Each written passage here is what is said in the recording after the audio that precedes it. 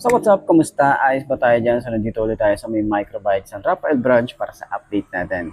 Meron tayong available na unit dito ngayong 2026. Available po ang microbike EXO125i. So kung naghahanap ka ng 125cc matipid na gasolina, no? Isa to sa pwede mong pagpilian. Okay. So tara, samahan nyo ako. Walk around natin to. Alamin natin yung presyo at yung specification. Sulit nga ba ngayon? 2026. Tara, samahan niyo ako. Nice siya. Para sa mga nagbabalak bumili ng microbike, pakinggan muna to bago pumirma sa orad. Imarak Moto Vibes. Let's go! Kung bibili ka ng motor, wag puro forma lang. Dapat alam mo kung swak ba sa bulsa at daan. Microbike, oo mura kaya maraming natutuwa. Pero bago ka kumuha, eto muna tandaan ha.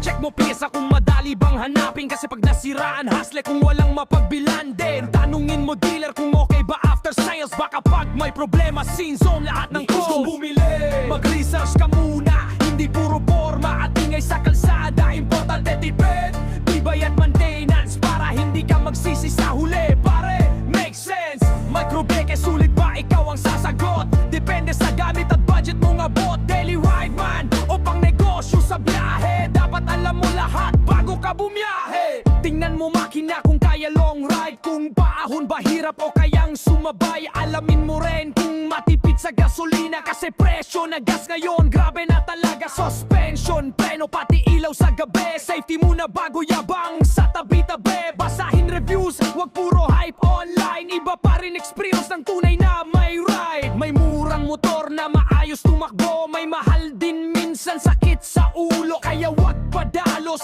sa pagkuha. Dapat practical bago pirmahan ng kuha.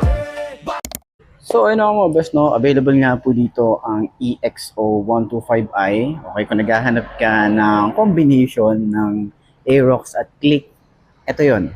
Dahil nga yung harap niya is parang Aerox version 1. Tapos meron siyang bully board na parang Honda Click yung kanyang dati niya. Lalo na tong part na to. Pati yung tambucho, same din doon, okay? Pero syempre yung headlight na ito is same talaga dun sa Aerox na version 1. And yung kanyang handlebar, yung panel gauge is hindi nalalayo. Pero maganda rin dito dahil nga naka USB charging port na rin tayo rito. Dalawa na rin yan. May side pocket. And then meron tayo rito ignition na disusi pa rin naman yan. Side stand kill switch, meron tayo rito. At kagandahan na air cool tayo rito para low maintenance lang din. Ang isang to, meron din tayo rito compartment. Maluwag din yan para at least kapag may mga long ride tayo rito, may mga mapaglalagyan tayo rito. Ayan. So pagdating naman sa gas consumption, matipid din naman to kasi nga 125cc. Tapos naka-FI na rin ang isang to. Yes po, FI na rin po ang isang to. Kaya meron silang option kung gusto nyo na, meron kasi silang nilabas na carb type na to. At ngayon na nga, ngayong 2026 or last year pa, is naglabas sila ng FI na EXO125. Okay? So, upuan natin. Sa 125cc, pwede nyo i-consider to kung naghahanap ka ng pang long ride, short ride, pwede rin ang isang to. 5 to ang ating height. Okay? Magaan din ng motorcycle to. Ayan o. Okay, so 1.5 tuloy. 5.2 na kagaya ko. Ayan, hindi naman tayo hirap, no? Magaan yung motor. Ayan, malambot yung shock sa likod, shock sa harap. Okay. Turning radius, may space pa tayo rito. Sa legroom is ganito yung itsura natin. Ayan, meron pa tayo rito space pa. Ayan, may space pa tayo rito, mga ganyan pa. Okay.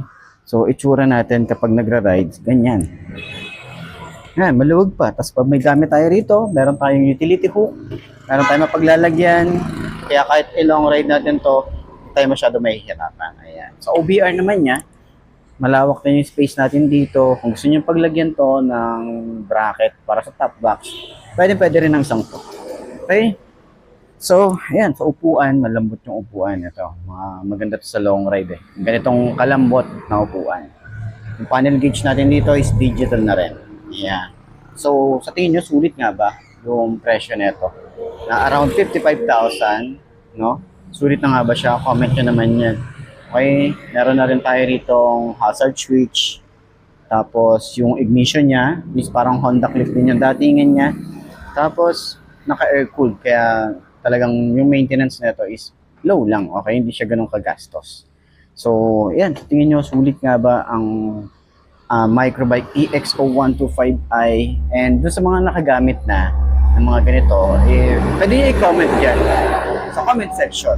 Okay, kung ano yung mga naging experience nyo, ano yung mga naging issue nyo, para at least dun sa mga willing bumili nito, meron silang idea. Ano yung mga ginawa nyo, ano yung naging issue, and mga common lang naman. Okay, so yan, para at least makatulong tayo dun sa mga iba na gustong bumili ng ganitong motor. Okay, so yun lang naman. Okay, side stand natin, magaan ba siya? Magaan siyang center stand. Okay, nice.